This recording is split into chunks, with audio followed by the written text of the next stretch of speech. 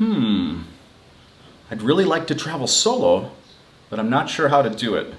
I don't know if I'll feel safe. I don't know if it's a good idea, and nobody else will go with me. What should I do? Let's check it out.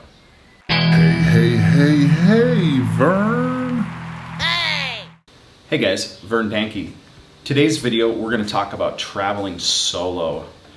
Now, if you've ever decided that, hey, I want to travel solo, but you just don't really know how to approach it, today's video will help with that. I have a perfect example of how to travel solo without a lot of risk, okay? Let's check it out. So in order to go forwards, we first need to go back in time. And so I'll share a little bit of my story. Back in about the year 1993, I had been working, gaining my auto body experience with a guy in Minnesota. I also was kind of in love with this girl, but she wouldn't give me the time of the day. I was just in one of those places in my life where something needed to give, something needed to break or change. And I had this guy that kept calling me, hey Vern, hey. It was a guy I grew up with since first grade. Hey Vern, I'm living out here in Oregon, and in Minnesota you're having all those mosquitoes and you're dealing with snow, and there is none here, so maybe you want to consider giving it a try. Come on out here. And after 6 months of him bugging me, I thought, what do I have to lose?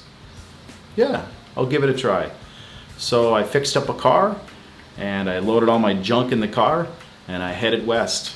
Now, I had the luxury of a friend that was willing to take a couple weeks off and travel out west. For him, it was, hey, I get a vacation and somebody's gonna help split the cost, so what a big win for both of us.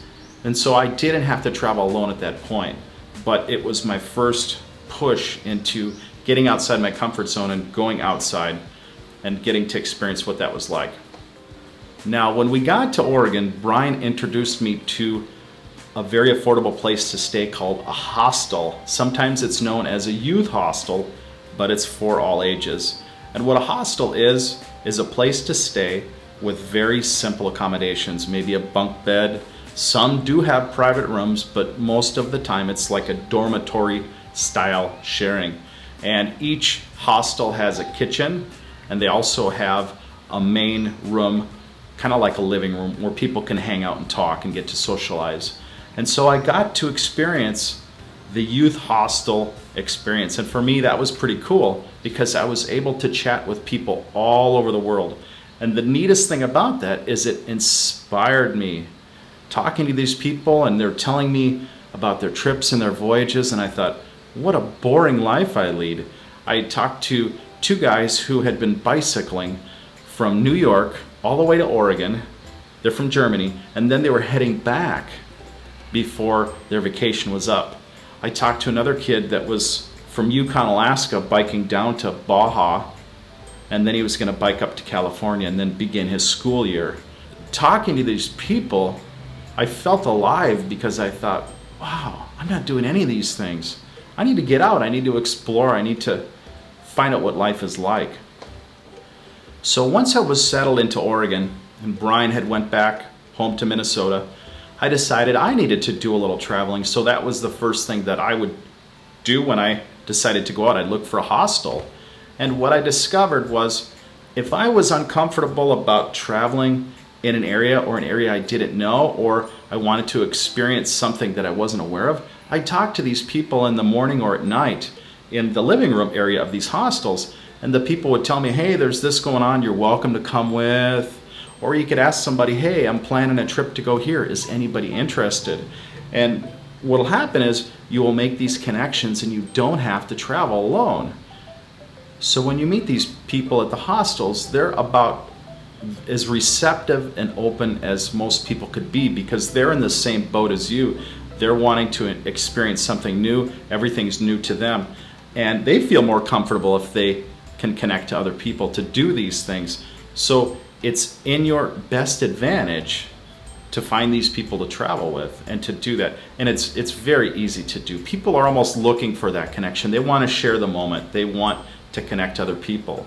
And the beauty of it is it's very little money to do that experience with pulling in these other people to your group. Now, if you decide to get a hotel somewhere, maybe you don't want to stay in a dormitory style place, well then visit the hostels and tell the people that are working there, hey, I'm new to here. I would really like to try to connect with a person or a group of people that want to experience some of the places in this area. Would that be a possibility? Do you know anybody that's looking for somebody to connect with so they don't have to travel alone? And I'll tell you what, when I've traveled, meeting the people and experiencing the people have almost been the best part of my vacation. Just connecting to these people. It's all about the people in your journey. Going somewhere, yeah, looking at something, that's cool, I get it.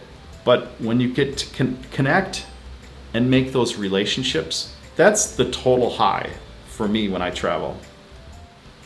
I've really had some treasurable moments meeting some of these travelers, and one experience that comes to mind is when I had moved to Oregon.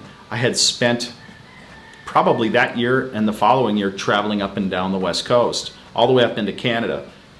And one of the persons that I had met was a Japanese guy that had a guitar with him. And I was staying at a hostel, I believe it was Jericho Beach Hostel in Vancouver, British Columbia, BC. And I see this guy playing guitar and he's singing. And I thought, oh, he's a pretty good singer. And he was from Japan and he didn't know any English. I sat there and I sang these songs with him and we really connected. I had a bond with this person from enjoying this music. It was like the music connected us, and I had such a great time. And he had me sign his guitar with his Sharpie. And I played a couple songs that I knew, and it was just a really, really memorable experience. Now, yeah, you can go rent a hotel, you can go that route, but you're not going to make the connections that you would if you were to stay in a hostel, okay? It's quite amazing. Everybody should experience that. There's a feeling of people have let their guard down when they're traveling and they meet other travelers that are experiencing the same thing. It's almost like a fellowship, a brotherhood.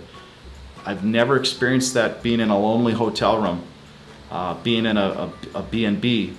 It's just something I recommend for everybody. If you're afraid to travel alone and you want to make those connections, it's really, really easy to do that. There really is no excuse to ever have to be completely alone in a new place if you can connect through the hostels, okay? It's a great time, and if you do that, please give me some feedback. Let me know how your experiences went. Let me know if you met people that really enriched your life, that made that experience very valuable for you, okay? I'd be curious to hear. Thank you. Hey, Vern.